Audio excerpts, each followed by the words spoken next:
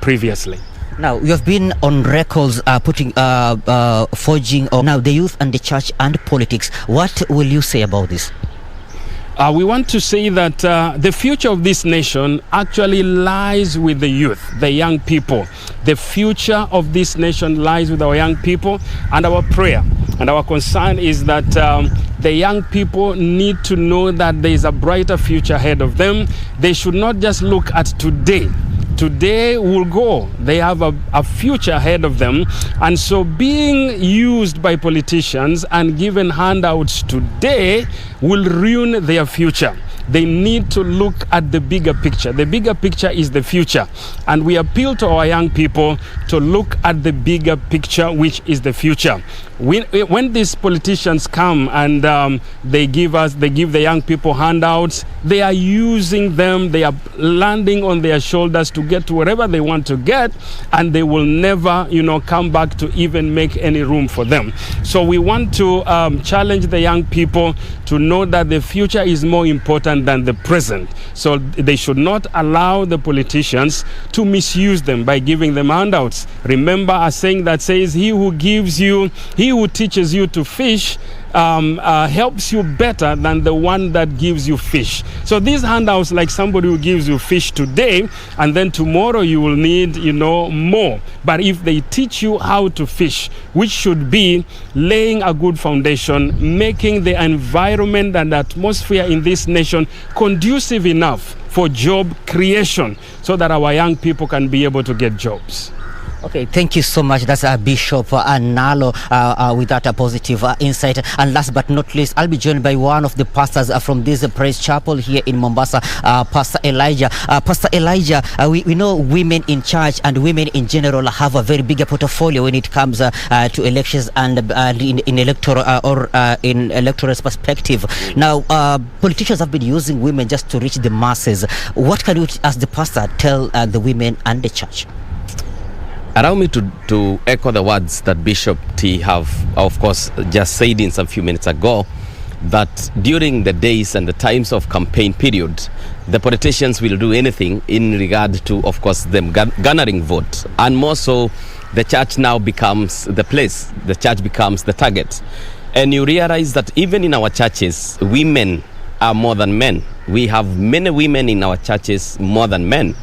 And so it is possible that the politician will come to church, would want to take the advantage, of course, of women. But I want to remind the women out there that they are key opinion readers, opinion shapers in this country. And no one should take advantage of the women in this nation. They are a powerhouse, and everybody knows that, including the politician. And so if somebody is coming to give you handouts, they are short-lived, like Bishop just mentioned, because if you give me 200 shillings today, if you give me 500 shillings today, and I am selling my inheritance, you see, I am selling my own inheritance. I'm selling my vote. My vote is my inheritance. The vote that I have is the future. So I want to remind every woman that is listening to me right now that their vote is their inheritance, and they should not sell that for anything. Let them vote for value. Let them give value for their votes. That would be my words. Well. Thank you so much. Thank you so much, Pastor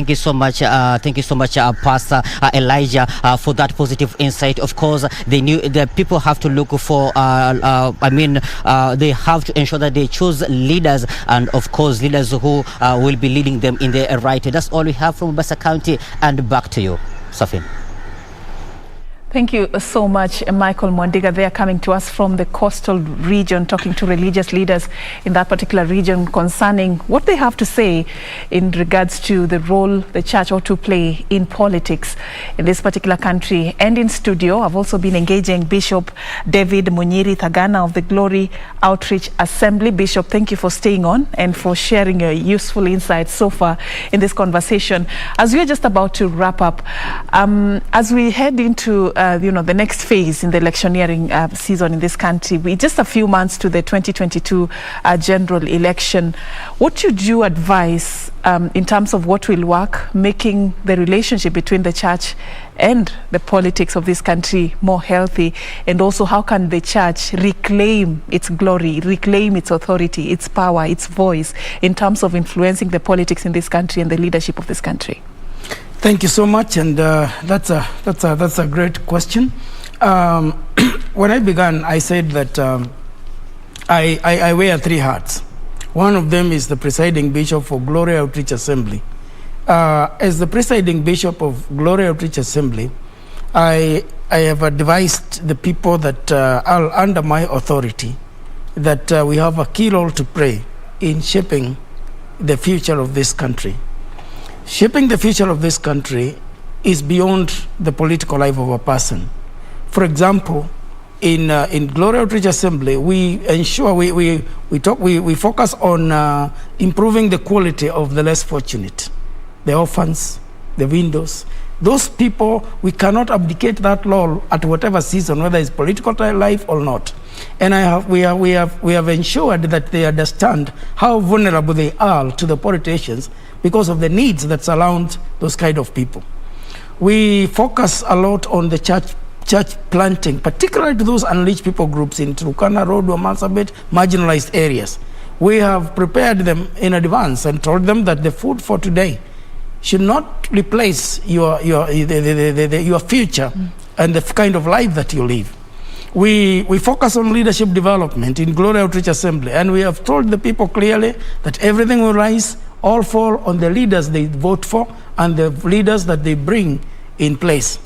With that in mind, we have encouraged our people to listen keenly to what the people are saying and to look for very special qualities and what people are saying and what they are not saying, so that they can be able to elect the right people and participate in the development of our country. We have a key vision area in Glory Outreach Assembly for peace building and conflict resolution. And that is the one that is most active now. It is the one that is taking much of our time and our budget in preparing the people to be able to live in peace with each other, and to be able to not to allow themselves to be used by the politicians, because that is something that always happens. Last weekend I was in Laikipia, and the reason for being in Laikipia was to prepare the people there to be able to live, coexist with each other. As you embark on that exercise, what did you identify as the biggest cause of the division in the country? It varies from one place of the nation to the other. In Laikipia, for example, right now at this moment, it's a very volatile place, and because of the communities or tribes that live there. Some are saying we have been there before, you are visitors. Some are saying you took our land, and therefore you need to leave our land now. And some are actually releasing their flock or cows and goats to people's farms. Now that is what has made people who have always lived together there begin to be very suspicious about each other. And I asked them, why now? Why now? You have been living here. Why is it that this one has known now that this is a foreigner in this place? And the answer is simply what we are talking about here. It is because it's a political season, and the politicians, as I said earlier, are going there to the people and dividing them so that they lull them, and that their strategy. And that's why I say the role of the church. Yes, the role of the church is to unite the people, while the politicians divide them so that they can lull them and get their votes. The church unites the people. And in my role as the General Secretary of the Federation of Evangelical and Christian Churches of Kenya, we are very clear, very, very clear that we have a role to teach our people, to provide civic education to the people. And we are all over in this country with over 2 million membership of Christian, different indigenous Christian churches. And we have made it clear to all of them and the clergy who affiliate to the Federation of Evangelical Christian Churches that we have a key mandate, and it's a good time for us to provide civic education, help people know what kind of leaders that they are going to vote. And we have a few qualities that we have told them to look for. We have told them, number one, listen to the vision of the leaders. Let them listen and hear whether they are telling you about the future. Number two, listen to the plans that they have to take you to that future. Because if there's no plan and they're talking of a good future, it's just mere politics. Listen to the teams and the people they are going to work with, so that they don't present themselves like they are going to do it all by themselves, yet they don't even know whom they are going to work with. and also listen to them, whether do they understand the resources that are available in that particular area and how they can harness those resources for the development of the people. Do they have any clear strategies of doing that? That's the kind of civic education we are providing to the people, that they have to identify certain, listen to the people keenly and hear what they have to say. And of course, takes us back to our discussion for today. If these people come to the church, they don't have to talk about their vision in my pulpit, but outside the church compound, they are free to speak their vision, and I have a role as the leader also to listen to what they are telling my people, so that I can correct the error right there, or right there before it gets to the people on time. Are you also, as you engage the populace, as you embark on this civic education exercise, are you engaging these leaders also? Is there anything, any talk, any, so that you sort of remove the toxic aspect of the politics of this particular generation? Absolutely. We do that all the time when we have the opportunity. We engage the leaders. That's why I said earlier that there's a lot that happens in the background that people might not know. We engage every time we have an opportunity. We engage those leaders, and we challenge them to be conflict, to be free from corruption. We challenge them to be people of integrity. We remind them quite often that they went to the office and promised to even defend the constitution of the nation, and chapter 6, that leadership integrity is a simple test that every one of them can subject themselves to. Our civic education is not merely to the electorate. We also deal with the leaders. But then the opportunities are very limited to get them because they are very slippery. They will only want to come when they can speak. And that is why I said when we get opportunities, like now on 6th of November, I know I'll have presentations in Kawendana as we do the groundbreaking. But I will also use that, my pulpit, to speak to them, because if I call them so that I help them to understand how to do their politics, they will not come. So and church leaders use that opportunity too. In October, I bring together all the orphans in Naivasha, and politicians will come, but I will use my pulpit to speak to them about what we are doing and what they should be doing. And every time we have an opportunity, we do that, especially as the federation. Thank you so much, and all the best with those upcoming exercises you have in your church.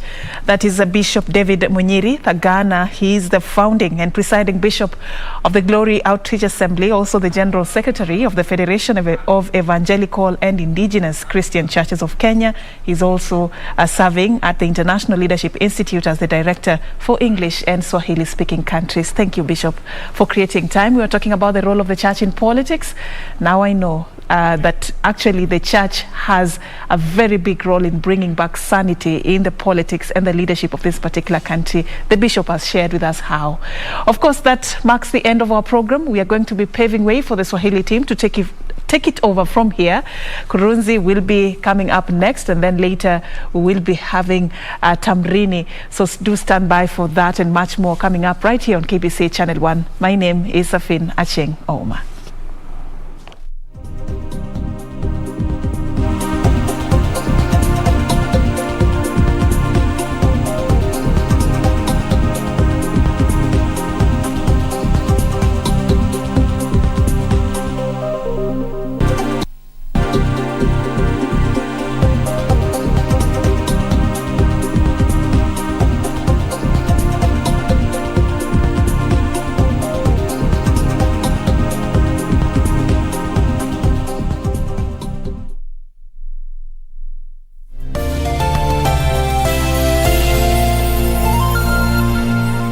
Kupata Baba Anakuja kama skiza tune, bonyeza *811 *967 hash.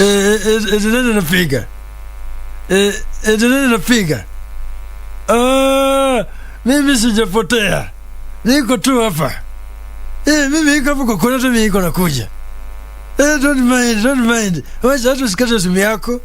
Mimi ndio hii nimefika, hata angalia. Kupata Baba Anakuja kama skiza tune, bonyeza *811 *967 hash. *811 *967 hash. Quiero amarte de una forma diferente, de otro modo Sweetheart, wake up, please, wake up. Run him over! Run him over!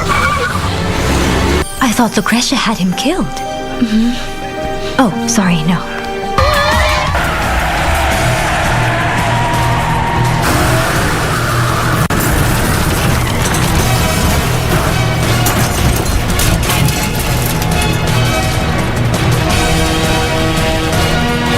I have to get out of here. I can't let them put me in prison.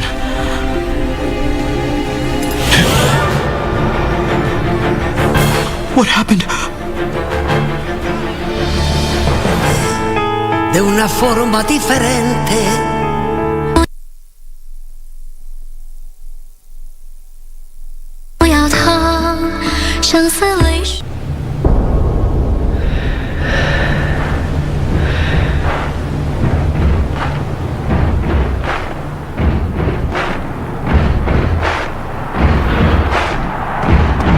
The excitement of the Olympic Games doesn't just stop there, as the biggest para-sports event, the 2020 Paralympic Games, gets underway from the 24th of August to the 5th of September in Tokyo, Japan.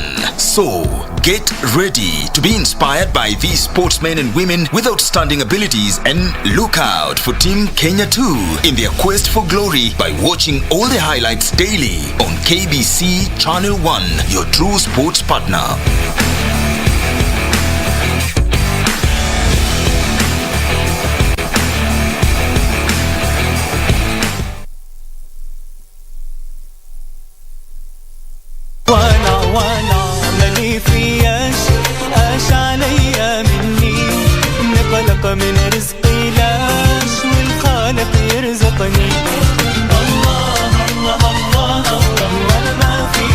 Ambaye amevaa hijabu huheshimiwa na huepuka vitimbi ambavyo wanafanyiwa wanawake wasiokuwa na stara. Pia hakuna awezaye kumkabili kwa maneno ambayo kwamba ni machafu labda au maudhi, kwani anafahamu wazi kwamba mwanamke huyo ameshikamana na dini yake na vile vile anaheshimu utu wake.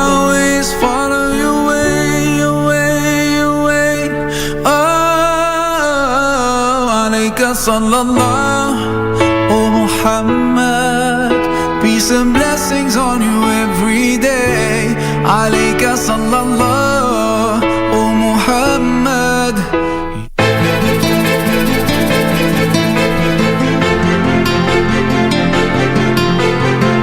Suluhisho ni mwanamke atoke kwa nyumba. Shachelewa antipili, manake tiketi ankita mizizi. Na uflet mke wangu umekuwa na hizi homa za ghafla. Nini ni mbaya, my dear? Kwa siku zote mume wangu mimi wanakuambia huna jicho la kati. Huoni mbele kabisa. Hiyo kuroga hiyo.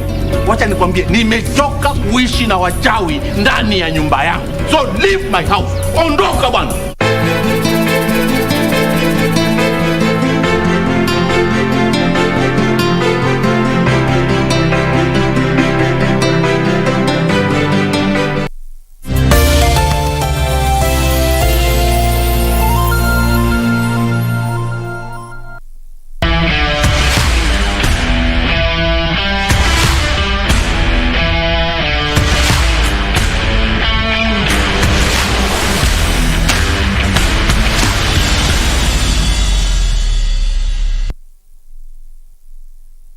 When Henry Wanyoike broke the barriers for the visually impaired athletes in Kenya in the 2000 Paralympic Games in Sydney with the first gold medal in the 5,000 meters race, little did he know that he had inspired many others to follow suit, among them Nancy Chelangat Koech.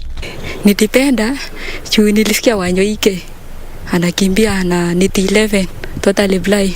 Nikasema si hata mimi ni totally blind. Nikianza si nitakimbia hata mimi kama Wanyoike, na nikaanza ukweli na nikakimbia kama Wanyoike. 1500 meters T11 complete visual impairment. Nancy Koech, who's actually been guided by her brother. Nancy will be taking part in her second Paralympic Games in Tokyo, having made her debut in 2016 in Rio, Brazil, where